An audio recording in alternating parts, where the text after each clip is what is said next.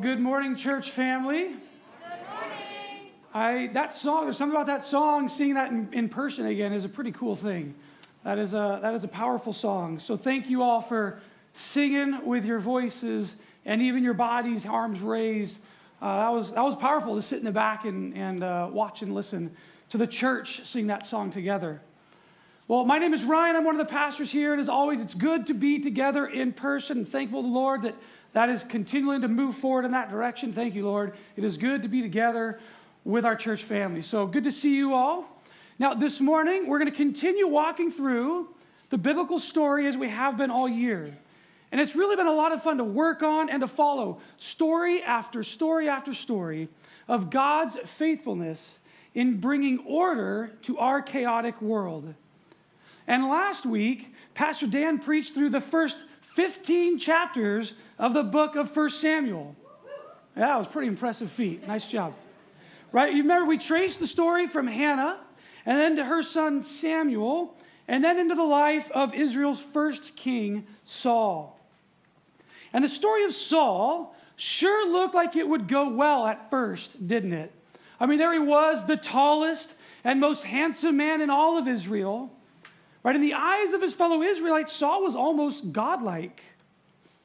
And Pastor Dan reminded us that the Israelites desiring a king at this stage of their story wasn't the primary problem. God had told Moses back in Deuteronomy that Israel would have a king. But God made it clear that they needed to choose a king that he would choose. But when push came to shove, the Israelites chose a king that was pleasing to their eye, one that would make them like all the other nations. And they got what they asked for. They got a king like all the other nations. And like the kings of all the other nations, Saul would lead God's people down a path that went away from God's ordered ways. And so the Lord begins the process of replacing Saul with a king that he would choose. And when Samuel announces to Saul that his reign will end, Samuel says this to him, "But now your kingdom will not endure. The Lord has sought out a man after his own heart and appointed him leader of his people because you have not kept the Lord's command." And so there we have it. Saul is told that his hourglass is flipped and his time as king is slipping away. From there, Samuel follows the lead of the Lord to Jesse's house to anoint God's next king. And as he rolls into Jesse's house, he sees Jesse's oldest son, Eliab, and immediately thinks he has stumbled into the next king of Israel. Why? Because Eliab looked the part. But of course, as we've learned by now throughout the story, simply looking the part doesn't mean one is ready to actually play the part. Samuel needed to be reminded of this, and so the Lord tells him in 1 Samuel 16:7, "Do not consider his appearance or his height, for I have rejected him." The Lord does not look at the things man looks at. Man looks at the outward appearance, but the Lord looks at the heart. It's good news for someone like me, even though my heart isn't always that good either. But it's pretty clear, right?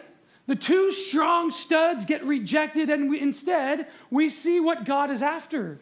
It's the heart. The heart of David is what gets him anointed as the next king of Israel. But now here's the deal. Dave's already hinted to it, right? I'm willing to bet that the vast majority of you are aware of at least one, if not both, of either of these names, Bathsheba and Uriah. But just as a refresher, David would go on to have an affair with Bathsheba, and after learning that she was pregnant, he decided to have Uriah, her husband, killed on the front lines of the battlefield.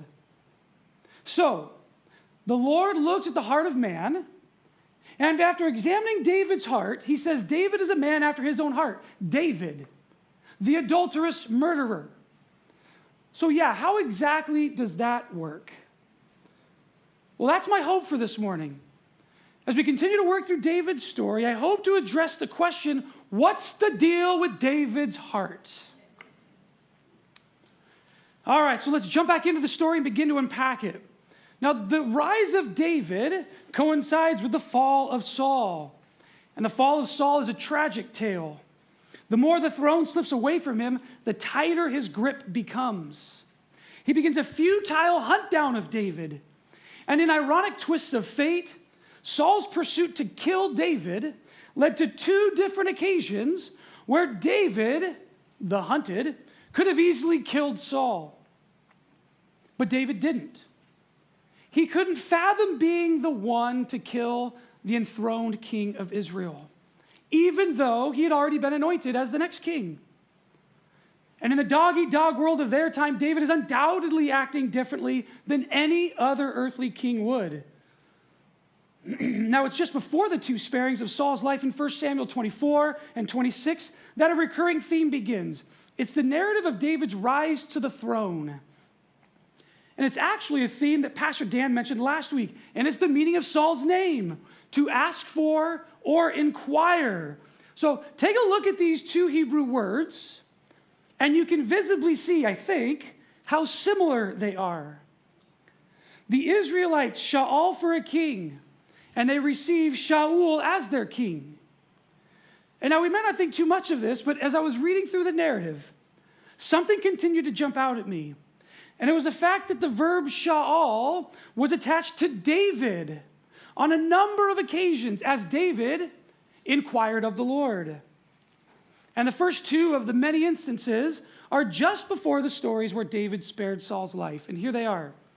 When David was told, look, the Philistines are fighting against Keilah and are looting the threshing floors, he, David, inquired of the Lord, saying, shall I go and attack the Philistines? And the Lord answered him, go attack the Philistines and save Keilah. The story continues, but David's men said to him, here in Judah we are afraid. How much more then if we go to Keilah against the Philistines' forces? Once again, David inquired of the Lord, and the Lord answered him, go down to Keilah, for I am giving you the Philistines into your hands. So David, the anointed but not yet enthroned king, is inquiring of the Lord. He Shaul's the Lord. And all of this is happening while Shaul, the enthroned king, Saul, is in hot pursuit of David, the anointed king. It's pretty clear that Shaul did not Shaul the Lord. You see clearly. You can see the irony of it all, right? The picture painted of Saul is one of a white-knuckled tight grip on the throne. David is pictured, on the other hand, as he Shauls the Lord with an open-handed posture, a relinquishing of control. A seemingly significant difference between the two kings is that David inquires or Shauls of the Lord, which shows his dependence on him. It seems like the author is making a statement about the heart condition of both of these kings in how he uses the verb Shaul to show David's dependence on the Lord in contrast to Saul's lack of dependence on him. So from this section, I feel the Lord prompting me to ask all of you, which of the two men's approaches to life characterizes your life? The white-knuckled clenched fists of Saul? Or the open palms of David? Or perhaps it's a situational thing for you. Maybe there are areas in your life that you're quick to inquire of or Shaul the Lord for guidance. But then there are other areas you refuse to do so, not wanting to relinquish control. Why? What's the difference in those situations? And is situational trust of the Lord really trusting the Lord? Hold these questions in your mind because we're going to return to them later in the sermon. The story continues, as does David's rise in popularity. He enjoys one victory after another and eventually finds himself on the mountaintop of heroism. Now, there's a potential problem for anyone at the top of this mountain, and it's pride. If the person at the top of the mountain forgets that the Lord is still enthroned above that mountaintop, well, there's going to be issues. And these issues in David's mountaintop experience are exposed on a rooftop. And we've all heard the adage, wrong place at the wrong time. Well, this is a perfect summary of the setup of David's fall. 2 Samuel chapter 11 opens with, in the spring, At the time when kings go off to war, David sent Joab out with the king's men and the whole Israelite army. They destroyed the Ammonites and besieged Rabbah. But David remained in Jerusalem. The narrator opens the verse telling us the typical location of a king in this season, and then ends the verse with David's actual location. So as the reader, our gut knows something is off by the way the author sets the stage. And of course, the story of David's adulterous affair with Bathsheba and eventual murder of her husband Uriah is what follows. And most of us know the gist of those stories, so I'm not going to retell all the details of 2 Samuel 11. Instead, let's just kind of jump in and unpack some things. It's interesting to me that the narrator spends a huge amount of time in the first two books of Samuel building David up. Yet there is nothing in the narrative prior to this verse on the screen that hints things may go downhill for David. And even in this verse itself, it is absolutely true that the narrator is setting us up for David's fall from hero to zero. But some commentators note that there were occasions where a king would stay back from war. Not all kings would go out to fight in every battle. So while the narrative stage is certainly set for David's fall, the act of staying behind in and of itself wasn't wrong or sinful, to use that language. And then roaming on a rooftop in and of itself wasn't sinful. In fact, his eyes catching a glimpse of a good-looking woman across the way in and of itself wasn't sinful. But what followed was absolutely sinful. And David sent someone to find out about her. The man said, "Isn't this Bathsheba, the daughter of Eliam and the wife of Uriah the Hittite?" The ESV translates the first part of this verse as follows. And David sent and inquired about the woman. He sent and inquired about her. When I read that, my eyes opened and I sat straight up. He inquired? We've been hearing a lot about inquiring in this narrative. But as we saw in the previous slide, the NIV translated it, find out. So I decided to jump into the Hebrew to find out what might be going on. And sure enough, excuse me, there's a different verb here. The verb is not sha'al, it's darash, a synonym to sha'al. Hang with me. It's gonna get good, I think. I like this. I got excited. Right, the author could have easily used sha'al. We actually would expect that verb at this point. But darash is chosen. And when we see this sort of thing happen in the text, it can be the narrator's way of inviting us to do a little digging. So I did a little digging. And check this out. The last time darash was used in the book of Samuel was back in 1 Samuel 28. You probably don't remember that scene, so let's look at it. Saul was fearful because the Philistines were coming after him. And here are verses 6 to 7 of that chapter. He, Saul, inquired of the Lord, but the Lord did not answer him by dreams or Urim or prophets.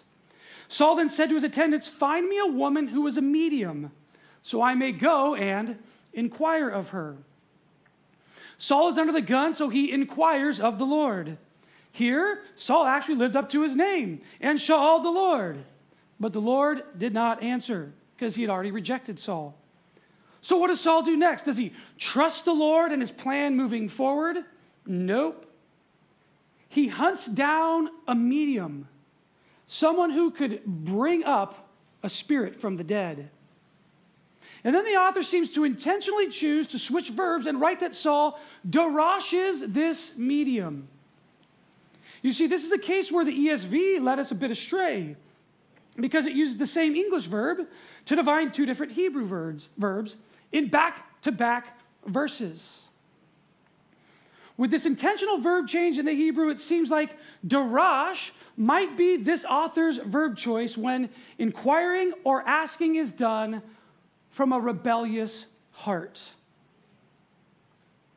Saul is inquiring of a spiritual medium, Israel's king, darash the medium. This is about as low as a Hebrew could go, and Saul, the king, has gone there. So the author will not use sha'al when Shaul seeks out a medium. He uses Darash. So, hold all that for a minute, because the original author in the Hebrew has placed some dots for us to connect. So, let's connect them. With this scene from Saul's life in mind, let's re-enter David's story where we left off. We know that David's previous rise in power was directly connected to the fact that he would consistently inquire or sha'al of the Lord over and over and over. David sha'als the Lord, David sha'als the Lord, David sha'als the Lord. And now, all of a sudden, with his eyes on Bathsheba, David sends a man to darash about her. The Hebrew reader or hearer would instantly perk up at this. What? David darashed a man? No, the reader would think. The last time our king darashed a human, it was Saul seeking out a medium. This cannot be good. And of course, the reader would rightly conclude that this is not good. So the big picture of what is going on. Not only is David in the wrong place at the wrong time, like we learn in verse 1, the use of darash in verse 3 informs us that David is asking the wrong person the wrong question. Listen, David knew the answer the Lord would give if he sha'aled him about the good-looking woman on the roof, which is why he didn't sha'al the Lord and darashed the man. David simply didn't want to inquire of the Lord in this situation. In this situation, David lived independently from the Lord and did not inquire or sha'al of him. And this happens in our lives too, right? While none of us have ever been a king on a rooftop in wartime, we're all guilty of being master manipulators when it comes to questioning. I mean, shoot, we learn early on in life how to do this, right? We know there are questions to ask mom that we should never consider asking dad, and vice versa. Right? So naturally, we learn to ask the parent we know who will answer in our favor. And if grandma or grandpa are around, we just learn to bypass our parents altogether. Right? So let's add to the line of questioning from earlier. What are the areas in your life today that you are refusing to sha'al the Lord because you know you'll get an unfavorable answer? Maybe you're just ignoring the Lord altogether because deep within you, the Spirit of the Lord has already provided a clear answer, one you don't want to hear. Or maybe you intentionally darash someone other than the Lord because you know they will give you the answer you want to hear. Have you ever done that? Yeah, I have. You know, this story has forced me to realize that who I take my significant questions to can actually reveal whether I'm dependent on the Lord or acting independently of Him. Because ultimately, the voices we seek out can quickly become the voices we trust. And these days, there's an endless vacuum of voices available to us. And for some reason, there are times we are inclined to inquire, the darash kind, and trust those other voices, instead of sha'aling the voice of the Lord, either in the form of trusted Christ followers in our life, or maybe His Spirit within us, or in this book itself. Listen, pretty much all of our questions, at one level or another, are addressed in this book right here. And the voice in this book is the lone voice that can speak as effectively into our world today as it did 3,000 years ago and will continue to do so until the return of our Lord Jesus. Cultures will change. Kings, presidents will rise and fall. But this book will endure it all, never changing, always providing a plumb line for order, while the chaos of culture will continue to change. So let me charge you in the way we have all year. When it comes to navigating your life, inquire of the Lord by engaging with this book and others who are spending time in this book. Now, as we return to David's story, we know that he is clearly going against God's will and inviting chaos into God's order. And when you continue to read David's story, chaos is absolutely everywhere. But what about David's heart? We caught a glimpse of David's heart during his rise to power. He was always inquiring of the Lord, showing his dependence on him. But now we see these terrible mistakes. How is David any better than Saul, right? We looked at Saul's fall last week, and back in 1 Samuel 28, right after Saul derashes the medium, he has her pull up the spirit of Samuel from the grave to find out what's going on. And this is what the spirit of Samuel tells Saul. Because you did not obey or carry out his fierce wrath against the Amalekites, the Lord has done this to you today. I mean, it's plain as day. Saul's disobedience leads to his removal from the throne. Saul's mistakes were made in the public eye. Yet David attempted to cover up his affair with murder. But Saul loses the throne, and David keeps his. But not only that, as we read in 2 Samuel 7, the Lord makes a covenant with David to establish his throne forever. And as we know, Jesus, the Messiah, comes from his line and fulfills the eternal reign of David's kingdom. I mean, seriously, what the heck is going on with all of this? Well, let's finish up our time unpacking it some more. I think we could start with a couple obvious factors. We know that David is called a man after God's own heart, and Saul isn't. And we know that both David and Saul were disobedient. So I think it seems safe to conclude, that being a person after God's own heart does not mean living a life of perfection, right? Obedience doesn't mean perfection. So if they were both imperfect and disobedient, perhaps another heart difference can be found in their responses to their disobedience. We've already seen Saul's response. He fought for his throne. He chased down David, trying to kill him, trying to eliminate the threat to his throne. He wanted to have his way no matter the cost. And earlier I painted a picture of Saul white-knuckling his life and failing to allow the Lord to do what the Lord would do. He wanted to live independently of the Lord. This desperate clinging by Saul seems, to me at least, like it paints a picture of his heart, hardened and closed off to the Lord. Failing to follow and trust the Lord marked Saul's life. Ultimately, I think this paints the picture of pride.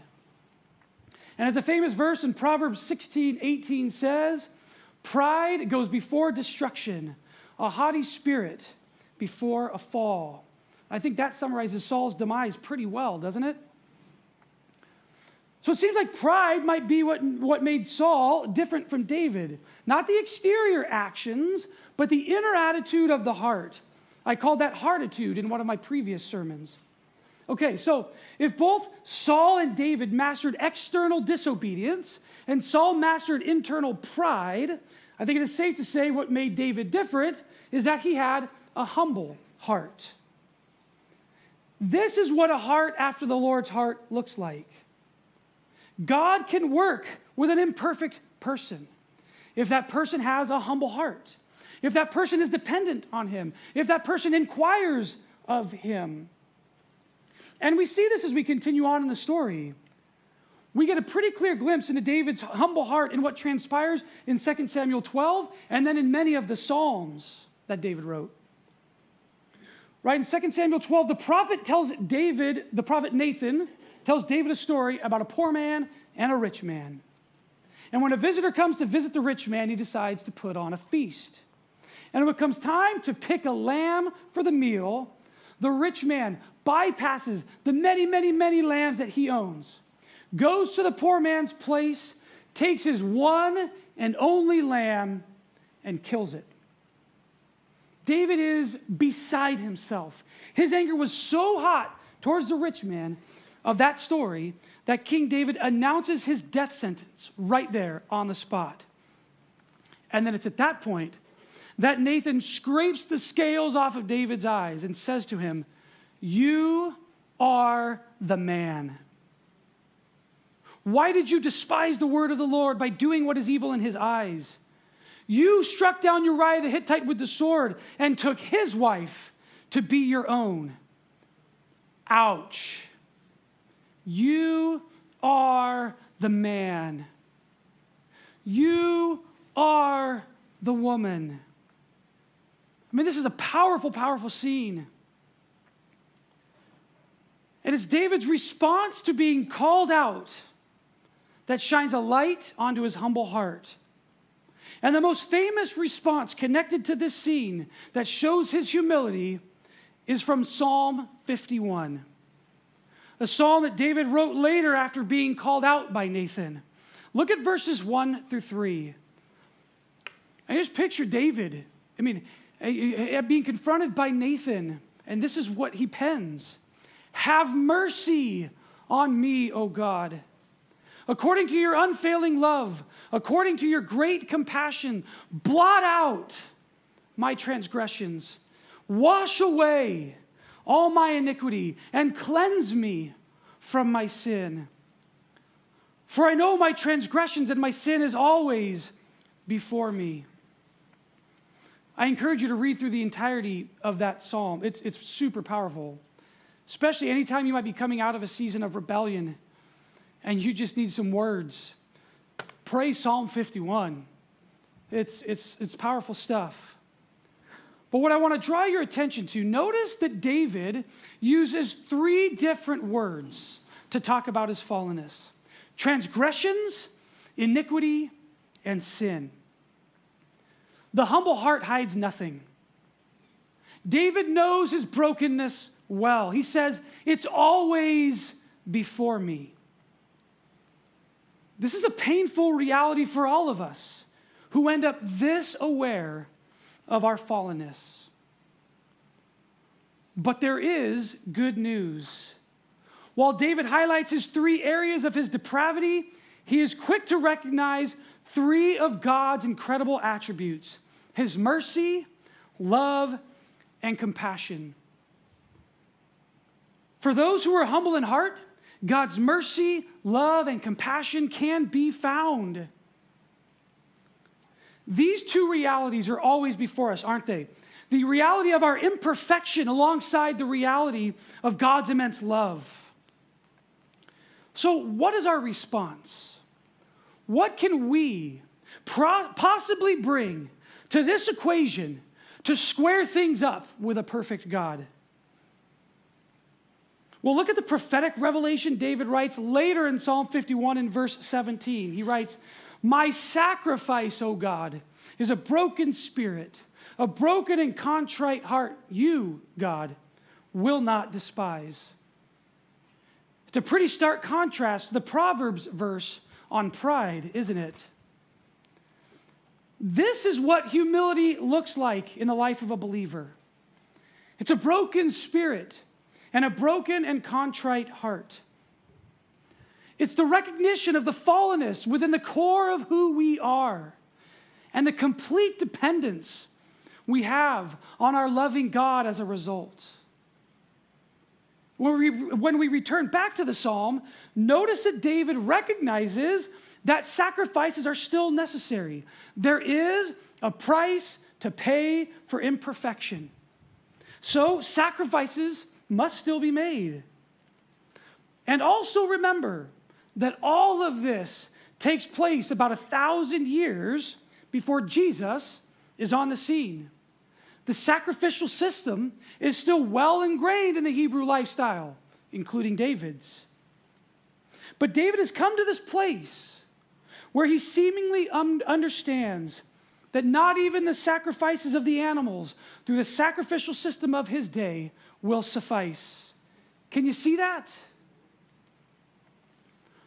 What good is the slaughter of an animal if the heart of the human remains prideful and hard? I think David has that epiphany here. And it took the incidents of Bathsheba and Uriah for him to get here. Remember, David realized this long before the sacrificial system was replaced by the sacrificial son. Every human to ever live is imperfect and fallen and in need of this sacrificial Savior. So our God sends his son, Jesus, the heavenly hero, to fight the fight that only he can win. He lives the life of perfect obedience that we can never live. He becomes the sacrifice for us all.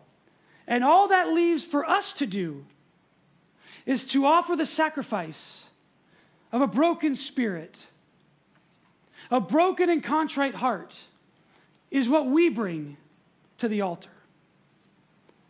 And this can only be done when we abandon our prideful independence and in humility surrender all that we have and all that we are to Jesus, the one who paid the ultimate sacrifice on our behalf. At this time, I'm going to invite the band back up. And as they come, I want you to think about the questions from earlier. What are those areas you tend to struggle to surrender to the Lord? Maybe it's something you have never truly shawled of the Lord. Or maybe it's an area that you know your pride has led you to avoid and you have derashed others, knowing the Lord would ask you to release it to him. Can you picture an area of your life like that right now? I want you to picture that area, and I want you to physically clench your fists. Wonderful, whatever. Picture that area of your life in that grip and hold it there. And now there may be some of you here this morning, and this is how you've approached all aspects of your life. Tight-gripped and white-knuckled independence is the way you've lived your life. And maybe this morning, you feel the Lord inviting you to admit your brokenness and your need for his mercy, love, and his grace. And maybe today, you want to release the control of your life to him, the one who sent his son to die on your behalf. No matter what you're clenching in your grip right now, the entirety of your life, or a specific area of your life that you have withheld from God, with a humble heart like David, come before the Lord this morning. And as we sing this last song, let me encourage you to prayerfully sing or listen to the lyrics. And if the Spirit of God prompts you to release your grip on whatever it is you're clenching, open your hands. Open your hands as a sign of your humble dependence on the Lord. Open your hands as you feel God calling you to surrender to him. Amen.